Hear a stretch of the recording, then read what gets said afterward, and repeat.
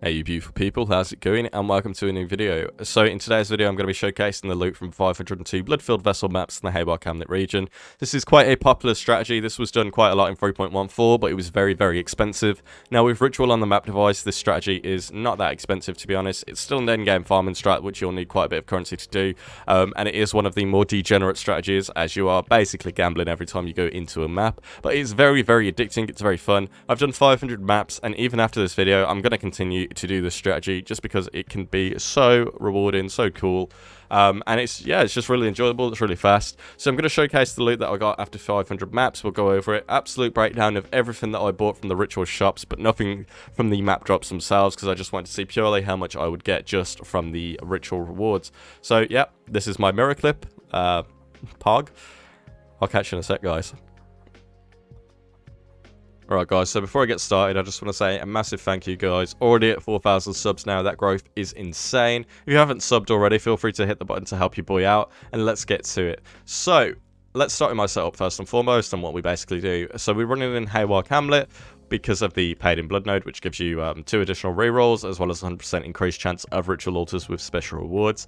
After that, it's up to you what you want. I went for essences and Jund missions. As you can see, 161 Jund missions after 500 maps is pretty nice. I'm pretty sorted with Jund now. And yeah, I'm too lazy to do harvest, but if you want to do harvest, feel free to go for it. So that's my passives on that front. As for the Watchstones, we are using 3 Devoted, which is the monster sacrifice that ritual altars in areas grant 8% increased tribute. 3 of those, and then 1 Meticulous, which is areas with ritual altars always have 4 ritual altars. This used to give 5 in 3.14, but they've changed the wording, so now it can only give 4. As for the Enchanted Realms, not too much needed here. Secret of the Stones will give you more tribute. And then, just because you're going to be running maps so often and so quickly, you can grab Remnants of the Past and Neural Pathways, and you will stock up on Outer Shaper maps and Distant Memory maps. Aside from that, not really too much needed. I don't use Sextants for this strategy, to be honest. Without the Sextants, still hitting 14 to 20k tribute, depending on the map, and just want monsters from the vessels. Close Allies and Adept Tracker are the ones I've gone for, but again, personal preference. You can have what you want. Just make sure you get Secret of the Stones. So that's my Atlas setup. As for the strategy and what you do, you just get some Bloodfield vessels, preferably monster level 81 plus. If you can get them with a high monster count, you'll get a lot more tribute. These are the ones I have bought for my next run, because as I said, I'm still going to be doing this strategy, even though I have already ran 500 maps, because it is so addicting. So yeah, you get 4 of these. You go on a map, Al can go, to be honest, slap some chisels on it, and you will always get 14,000 plus. As long as you're using the 4 vessels. You will need to do a Domain of Timeless Conflict to unlock the 5-slot map device. And you don't really need to put any of this on either if you don't really want to, because I didn't, and it worked out fine, to be honest. So yeah, that's just about it for the strategy. I'll get into the loot now. Okay guys, so these are my loot tabs for the 502 maps. Let's just take a quick look before I go into the breakdown. So we have quite a lot of raw currency, as you can see. We have quite a lot of Outer and Shaper sets, which is pretty cool. You get to choose which scarabs you buy, so these are all the scarabs that I bought. Quite a lot of deception contracts and unusual gems and replicas and stuff like that, which is quite cool. You get quite a few maps, quite a few jewels. One thing to note is you should always buy the shimmering jewels, augment and then regal them for the 1% reduced reservation of skills, because those can add up in price if you actually hit a few. I managed to hit 2, and they have decent stats with them as well, like the spell damage, max ES. And similar on this one, the crit chance for spells as well as lightning damage is pretty good. So yeah, these add up in price. With just the ES on their own, they're about 2x, and then with additional stats, they can go all the way up to about 10, 15x, depending on what you hit with it. Also, you should buy every single unique jewel as well that you can see. So, Seething Fury, I managed to get a Corrupted Blood one, which was pretty cool. Also, I managed to get a Corrupted Blood Clear Mind, which is, pretty cool. Got 2 Intuitive Leaps I didn't corrupt because they're about 1.7x each. So yeah, you can also get Fractured Jewels, so this one's worth a lot because that is the best possible Fractured minion damage mod that you can get on these Ghastly Ore Jewels, so yeah, that's about 2x as well. Moving on to bases, you can try and farm high level bases if you use the Cirrus Watchstones for +1 monster level. I didn't bother with that. As you can see, I only got 5 Blizzard Crowns, so it probably wouldn't have worked out. I'm buying Watchstones that expire after like every 15 or 18 maps, or however much it is. It's kind of annoying, so I'm not going to do that. Got quite a few Sinister Gloves, Blizzard Crowns, quite a few gems. By quite a few, I mean 6, so not quite a few at all. We got 2 Enlightens, we got 3 2120 gems, and we got an Enhance. Quite a few 6-link bases that are decent, like Thicket Bows, Judgment Staff, Imperial Maul, stuff like that. And a few 6-linked uniques like this Death's Heart, this Soul Mantle, which add up in price as well. We also get some synthesized items, so we got some Curse with Flammability on hit gloves, which is cool. Curse with Flammability on hit ring, which is cool. And then we also have a tier 1 increased strength belt, which is about 3x as well. So yeah, very, very cool loot. A wide range of loot, and being able to pick and choose what you get is always a nice factor. So yeah, really enjoyable. Let's jump into the breakdown. So maps around 502. Vessels costing around 236x for 2008 vessels. This is one vessel being 20c. That is the bulk price usually on TFT that you will find. 502 primordial pools cost me about 6,024 chaos, and then the price for chisels and alchemies are, you know, as follows. So 274.21x total investment, so definitely not a cheap strategy, but definitely a good strategy for endgame farming if you want someone to, you know, yeet your currency into, basically. So yeah, you're going to be looking for the mirror. If you don't get the mirror, there's a good chance you'll lose money, but you know, that's what POE is about, right? So I got my first mirror at 55 maps, which was quite early, which only took me 220 vessels. So if I was to stop there, I would have been in a huge profit. Total time investment, sorry. One map took me about 4 minutes. So totaling that up over 502, it's about 33.3 hours. I did this over the course of about 2 weeks, so just bear that in mind. Current price for a mirror is 380x, which I've priced down here as well, and 1x is currently 170c, just for the sake of the spreadsheet. So let's jump into the breakdown of the currency. The one mirror being 64,600 chaos, obviously the bulk of the profit. Exalted orbs as well, we got 73.65 of those, 12,520 chaos at the moment, 73 divine orbs as well. I also have 5 deferred at the moment, which I can also grab soon. So 876 for those in bulk, about 13 to 14c each. Chaos orbs, you get quite a lot. Alterations, fusions. Obviously, I didn't buy every single fusion, alteration, or chaos, because on some of them I would have had to hold my tribute when re-rolling, just in case, you know, I get that mirror, so I've got enough to defer it. Yeah, not too much else to talk about. Stacked decks, you get quite a lot of them. I have 407, which is about 814c, but I'm obviously going to throw them because nobody wants to sell stacked decks. Let's face it. You're having a tough time if you need to sell your decks, man. Rogue markers, quite a lot. 513,000 is a lot of rogue markers. That is about 12.8x, so 2,179 chaos in total for the rogue markers, which is, yeah, very, very big. They're quite common as well. You get them in stacks of about 2 to 3k, pretty much like every 1 or 2 maps. Yeah, so the total raw currency that we have is 84,247.8c. So yeah, that is quite a lot. So obviously, it's double the investment already. So massive, massive profit. Anything else from here is just pure profit. So fragments and maps, we made about 2,024 chaos from these. Yeah, you get quite a lot of fragments as well. I always defer the fragments because they are quite expensive and I just continuously defer them.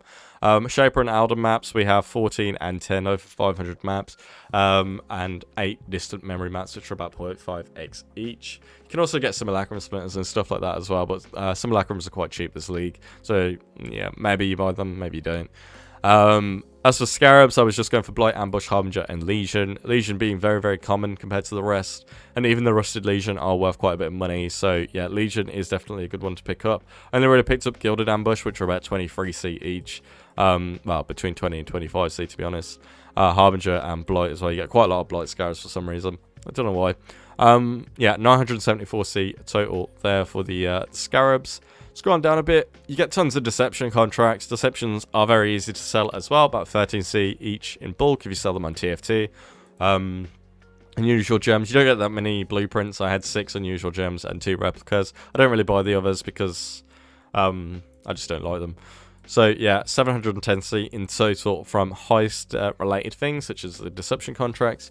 Moving on to the jewels, quite a lot of money from jewels. As you can see, we have 4,921 chaos in total from the jewels. So the intuitive leaps at 528 C42. Seething Fury with corrupted blood is about 1155 chaos because meta. Clear Mind with corrupted blood and good rolls about 165C. Clear Mind with good rolls is about 40C. The aura modules, my ones that I have, my two ones, are about 1815C, so that is why it's definitely good to get that. I also had an RMR with minion damage, which a Spectre stacker, for instance, may use, so 70C for that. Just some random corrupted blood jewels in here as well. The fractured minion damage ghastly eye is about 340C. Then you could also get other stuff, like I got a fractured maximum life, just a normal jewel, which is quite expensive. And I also got a medium cluster jewel with two mods that are apparently worth 70C. So yeah, jewels are worth quite a lot of money, so don't overlook them, and recommended to just buy every single unique jewel which is decent, like the Spark one, the Seething Fury, Clear Minds, Line Ice Force, stuff like that, and just corrupt them straight. Always usually nets your profit over time. So yeah, 4,921 chaos for those. Moving on, let me just scroll down a tiny bit here so my face isn't covering this one. So fossils, gems, and cards. I put these all into one category because there's not too many. Total fossils, 114C. I didn't individually price them. According to Excellence, my fossils in that tab are worth 219 chaos. We also have some full socket resonators. So the chaotic one, 147C for free, and the alchemy one, which I got 8 of, 376C for those. We also have 2 enlightened, about 660C. The Ice Spear 2120 is 165C. Toxic Rain 70C. And then the few cards that I got were worth quite a bit as well. You know, Dragon's Heart being 346C, because that is the one that gives Empower 4. And we also managed to get 5 Patience, which was pretty cool. I think I got those in one stack, which was quite nice. So 165C for those. So bases, let's go to the bases. So other than the jewels, I guess the bases is the second best. Yeah. So these are eye level 82. The Blizzard Crowns are about 200C for 5 of them at eye level 82. Obviously the eye level 85 plus ones will be worth a lot, even the Sinistral Gloves as well. 11 Sinistral Gloves, which are quite common apparently, 440C. We did get quite a few of the accuracy stacker boots as well. Unfortunately not really worth much at eye level 82, so I didn't bother buying any of them. Some of the synth items that we got are good. The cold damage per frenzy synth is about 165C. The increased strength belt is about 495C, according to the ones on trade. Some of the 6 links are worth money, you know, Soul Mantle's decent price. Soul Take, we got Soul Taker Axe as well, which is decent. Some of the bases with 6 links are fine, like the Thicket Bow, just under an X. Judgment Staff at 100C, stuff like that. We also got some Redeemer Fugitive Boots at eye level 84, which is about an X. Yeah, Call the Brother is also quite expensive apparently. And the Flammability Synth Gloves, one of the more expensive bases, at around 2x or just under 2x. So in total we have 3,857 chaos from bases and uniques. So yeah, quite a lot of money to be made doing this. And to be honest, I didn't expect to make as much as I did from, you know, excluding the Mirror of Calandra. So we made quite a lot of money. Let's just go over how much we made in total. So total turnover, which is, you know, the total revenue generated without deducting cost. If we just come here and boom. 103,423.3 chaos or 608.37 exalted orbs is our total turnover. So yeah, quite a big number. Obviously our cost is quite expensive, so our total profit is 56,804.7 chaos or 334 exalted orbs. So yeah, if we didn't have the mirror, we would be losing money, but not too much, to be honest. So I think it's worth the risk, worth the punt, because the content is definitely enjoyable. One of the more enjoyable things that I've actually done, to be honest with you, which surprised me because I didn't think it would be that fun going into it. But yeah, pretty good, to be fair, pretty good. So exalts per hour, based on that, based on, you know, hitting the mirror as well, is around 10 exalts per hour, 10.03. So yeah, this is, in my opinion, one of the better strategies to do if you have a lot of currency and you don't quite know what to do, or, you know, you're bored of doing Nemesis farming, which I'm going to assume that's what you're doing. I would definitely give this a go. It's really, really, really enjoyable. Yeah, that's just about it from me, guys. I hope you enjoyed it. I'm a bit under the weather, so I may have missed a few things in this video, but yeah, That's about it from me, guys. Take care. I will catch you next time. Goodbye.